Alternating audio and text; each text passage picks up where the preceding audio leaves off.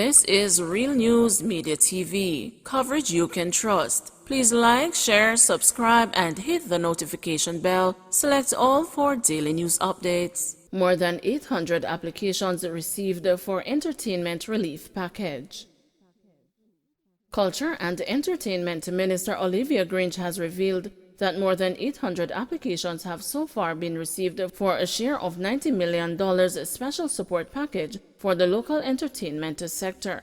Ms. Grange announced the relief package in December, stating that disbursements of $60,000 will be paid to members of the entertainment, culture, and creative industries, which has been halted as a result of the ongoing COVID-19 pandemic. More than 103 grants have already been fulfilled. The ministry stepped in last year, providing grants of $40,000, $20,000, and $15,000 to help alleviate the burden. Among the persons who can benefit are singers, dancers, producers, actors, selectors, makeup artists, stylists, designers, mixologists, entertainment writers who are members of the Jamaican Copyright Licensing Authority, sound engineers, and those who work with sound systems at various levels. Each applicant must be a member of an affiliate organization and be on the e-registry. Give parents options as it relates to resumption of face-to-face classes, said Davidson. Public health expert Professor Winston Davidson says that parents should be allowed the option of deciding whether their children can begin face-to-face classes amid the fourth wave of COVID-19 in Jamaica. The Ministry of Education has issued a circular to regional directors, school board chairmen, and the principals, informing them that face-to-face instruction should resume at the pre-primary, primary, and secondary level institutions. But Professor Davidson believes online schooling should continue where there is inadequate space to accommodate students. He says this option should remain since some parents might be worried about their children being infected with COVID-19, especially if they are unvaccinated. Professor Davidson also raised the concern that schools could become super spreaders of the highly transmissible Omicron variant of COVID-19. The reason is that children are very difficult to manage when it comes to social distancing and also with the wearing of the mask, he pointed out. The public health expert reiterated that these measures, along with hand washing and other personal hygiene practices, are very important aspects for the prevention of the spread and especially the rate of spread of the virus. The Jamaica Association of Principals of Secondary Schools has said institutions will use this week to make arrangements for the resumption of face-to-face classes. Each principal will then determine when in-person teaching can begin.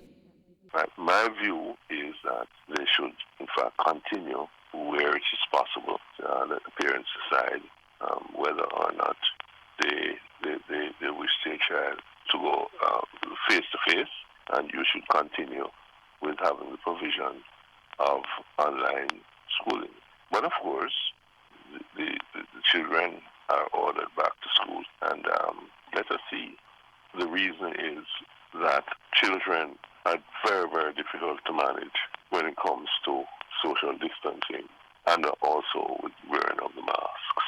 And we therefore must expect that once you have an outbreak of this particular variant, once it is highly transmissible, we know that wearing the mask the proper way and also have social distancing and of course the necessary personal hygiene of washing of hands, etc. These are very important aspects for the prevention of the spread, and especially the rate of spread in this particular virus variant is very high, and I expect that you're going to have an acceleration of the outbreak in schools. Yallas High is still awaiting funding from ministry to resume face-to-face classes. Yallas High School in St. Thomas is still awaiting funding from the Ministry of Education to make preparations for the resumption of face-to-face classes. Principal Mark Malabver says the money is needed to purchase educational supplies and to complete other preparatory work before students can be accommodated. We are making the necessary changes so that we can accommodate the students for face-to-face, given the fact that all students will be allowed to resume face-to-face classes whether they are vaccinated or not. So it has implications as to how we plan and how we allocate the physical space within the school. The school will also be having an emergency board meeting that is being called early this week to discuss these plans and implications for face-to-face classes, he told the news.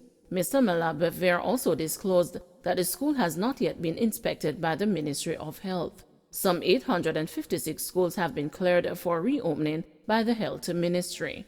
In addition to that, there is a need also to do other preparatory work before we can accommodate the students. Certainly, we are taking a look at our timetable. We are tweaking our timetable.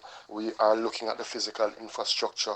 We are making the necessary changes so that we can accommodate the students for face-to-face, given the fact that all students will be allowed to resume face-to-face classes, whether they are vaccinated or not. So it has implications as to how we plan and how we allocate the physical space within the school. The school will also be having an emergency board meeting that is being called early this week to discuss those plans and the implications for face-to-face classes.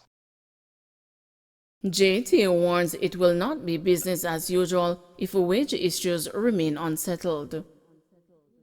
The Jamaica Teachers Association is warning that it will not be business as usual if wage issues regarding its members remain unresolved and they continue to incur expenses to keep the education sector afloat. In his New Year's message, JTA President Winston Smith pointed to the nominal increase being offered by the government and the poor treatment meted out to teachers despite them carrying out duties amid the many challenges caused by the pandemic. We, the teachers, have worked hard to ensure that the nation's children benefited from educational opportunities using the virtual modalities, and when face-to-face was possible, we did not hesitate to return to such a modality, guided by the Ministry of Health and Wellness, he argued.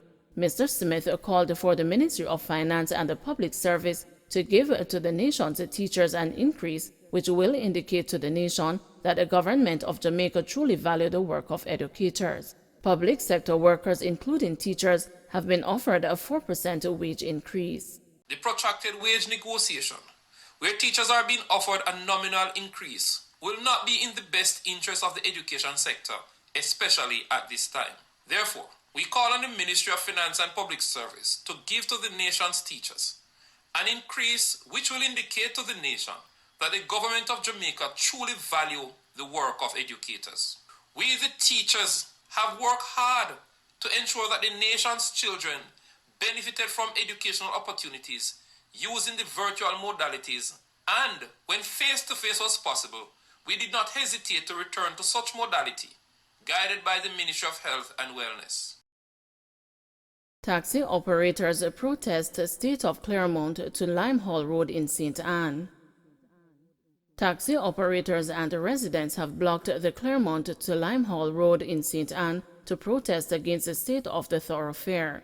Lisa Hanna, Member of Parliament for St. Anne South East, said the taxi operators and residents are frustrated with the government's failure to act on a promise to repair the road in June last year. She said after months of queries, there has been no word from the National Works Agency on when the work will begin or if a contractor has been selected to do the job.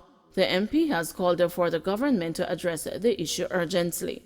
Sections of Claremont lost electricity due to the protest on Monday after a tree was being cut down to block the road fell on a Jamaica Public Service Company service line. Fire breaks out on JUTC passenger bus in 3 miles. Officials of the Jamaica Urban Transit Company have launched an investigation to find out the cause of a fire that destroyed a double-compartment state-owned bus in the vicinity of Portia Simpson Miller Square on Monday. Reports are that several passengers narrowly escaped injury after the unit caught fire in the busy area.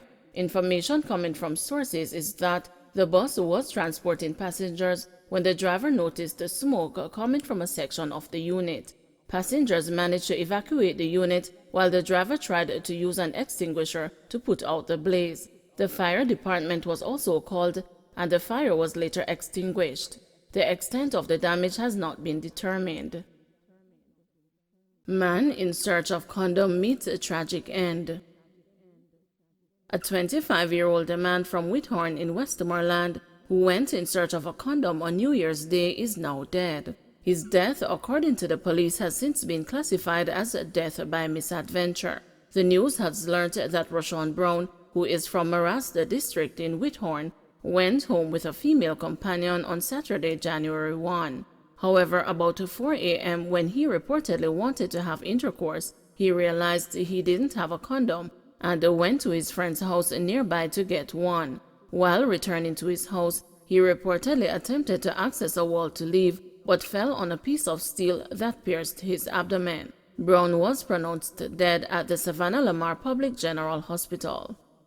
Don't forget to like, share, subscribe, and hit the notification bell. Select all for daily news updates.